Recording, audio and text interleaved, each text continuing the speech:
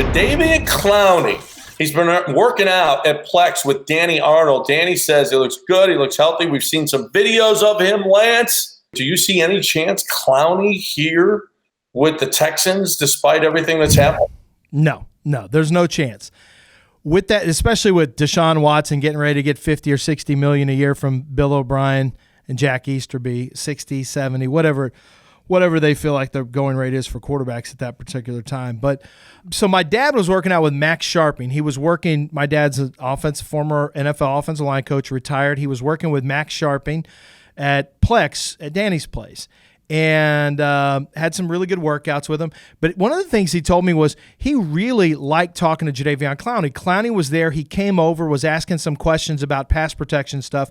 They started talking about pass rush stuff. My dad talked about how dangerous Clowney was when he was standing up in the A-gaps and you didn't know where he was coming from. And one of the things Clowney said was, I really have got to get to work because these young guys are catching up with me and I haven't put enough into this. And I think there's been an awakening with Jadeveon Clowney and a maturity and some personal growth where he knows that this isn't going to be just – he's not going to get by on raw talent alone. And we're sitting here looking at a Jadeveon Clowney who still is very talented, and he's unsigned. And this should be the ultimate wake-up call to him that bag wasn't going to fall out of the sky and land in his bank account. Teams don't believe in Jadeveon Clowney as a true football professional. They just don't, or he would already be signed. And so, but one of the things my dad told me, and I heard this from a second source who's been out at Danny's previously, said this is a different Clowney.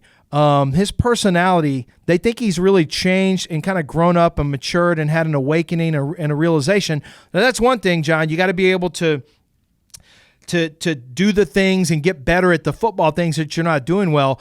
But I think Clowney's going to be a steal this year for somebody. I really do. I think a one-year contract at about $12 million a year, you have all the leverage. You say, look, you're on an earn-it contract, and let's see what you do. I think Jadeveon Clowney is going to end up being a steal for somebody. I really do, but I think he's going to have to do it on a one-year contract, and I don't think it's the Texans. No way. No way. No chance. 0%. But it's it's kind of a shame that it took him this long, and he's been living off from his South Carolina, from his high school to his South Carolina days. He's been living off his raw talent, and now he realizes, wait a minute, I gotta get something going here. And I don't know. See, if he gets a $12 million deal this year and plays great, does somebody even sign him to a long-term contract? Can I trust him that he's going to keep this same attitude? Because what we've seen so far is no.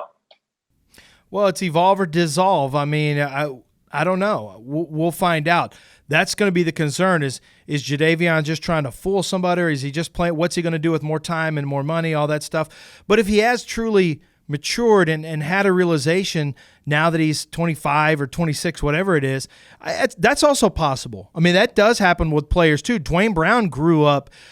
He's told that story before. Eric Winston told me a story about how Dwayne Brown, when Wade Smith was next to him, Dwayne kind of cut the partying out. Dwayne, got married. He really grew up and became a different guy and a different kind of pro. So that happens too. Is that going to be Clowney? I don't know. Dwayne had a tremendous amount of talent too, but I feel like he was maybe performing at a little higher level. Clowney performs at a good level, but not a great level, and he has great talent and great traits. So I think that's what really scares NFL teams. But, the other thing is you can be all on board and come to this great realization, but if you don't start converting more pressures into sacks, that's still going to be an issue for NFL teams who are looking to pay you. To me, that's worrisome too, because I'm going rogue. I'm going after the quarterback because I got to get my bag. I don't care about, maintaining my run discipline or my lane discipline. I'm going after him because I got to get my sacks, because I got to get my bag. And so whoever signs him even for 10 or 12 million, whatever he gets this year, that's also got to be another concern. But I do think the teams who have him every day will see him in practice, see him in the meetings, read his body language, see how he plays in practice and in games, and I think they'll get the best feel. Whoever gets him on a one-year deal is going to have a great feel for Jadeveon Clowney long terms. That's why I think the one-year deal it has a chance to be a real gold mine for a team. In worst-case scenario, you get a good defensive end on a discounted price this year. I think that's what's going to happen. I don't think anyone's going to pay in the neighborhood of $17-18 million, but we'll see. But for 1 year, if you got the money, I think Clowney's absolutely worth adding.